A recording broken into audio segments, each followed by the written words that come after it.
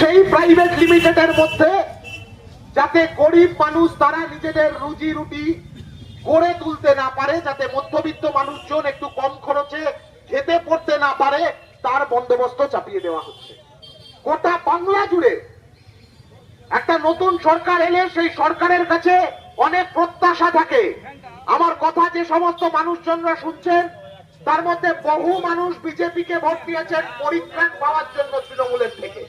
আপনারা এই আশা ভরসা নিয়ে বিজেপিকে ভোট দিয়েছিলেন যে তৃণমূল গিয়ে বিজেপিটা এলে একটু ভালোভাবে বাঁচতে পারবেন। প্রত্যেকেই যখন ভোট দেয় তখন কিছু আশা ভরসা নিয়ে ভোট দেয়, কিন্তু আপনার ভালোভাবে বেঁচে থাকাটাকে প্রতিদিন বিপন্ন করছে সেই বিজেপি, যে বিজেপি তৃণমূল থেকেই তৈরি হয়েছিল। কাছে গোটা তৃণমূল দলটা গায়েব, 80টা বিধায়ক, অনেকগুলো এমপি, কাউকে কোথাও খুঁজে পাওয়া গেল না। গরিব মানুষের দোকানের ওপর দিয়ে বুলডোজার চলে গেল। একটা তৃণমূলের নেতাকে, যে তৃণমূলের নেতারা দিনের পর দিন ওই গরিব হকারের কাছ থেকে 2 লাখ টাকা আদায় করেছে, করে নিজের বাজার, নিজের বাড়ির বাজার করেছে, তাদের কাউকে খুঁজে পাওয়া গেল না। বামপন্থী পড়ে স্কুল বন্ধ করে রাখা হয়েছে। 84,000 শিক্ষক গত 6 মাস ধরে বিএলওর কাজ করছে, স্কুলে পড়াতে যাচ্ছে না।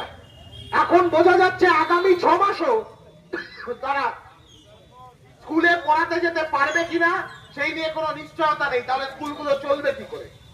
ড্রপ আউট বাড়ছে দিনের পর দিন।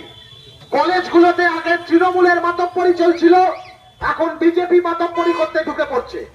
মালদা কলেজে 15 বছর ধরে মাতব্বরি করেছে তৃণমূল, লক্ষ লক্ষ কোটি কোটি টাকা ছেলে মেয়েদের থেকে লুট করেছে। মালদা কলেজের বুকে গত 15 বছর ধরে কোটি কোটি টাকা লুট হয়েছে ছাত্রছাত্রীদের কাছ থেকে। ইউনিয়ন ফিজের নামে, সোশ্যালের নামে, প্রেসার্সের নামে।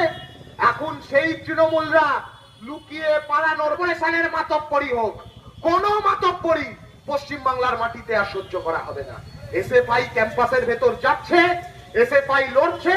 মালদা কলেজ থেকে শুরু করে, শামসি কলেজ থেকে শুরু করে, কাজল কলেজ থেকে শুরু করে, চাচল কলেজ থেকে শুরু করে, একের পর এক কলেজে এসএফআই এর পতাকা উঠছে ছাত্রছাত্রীদের দাবি দাওয়াকে সাথে নিয়ে।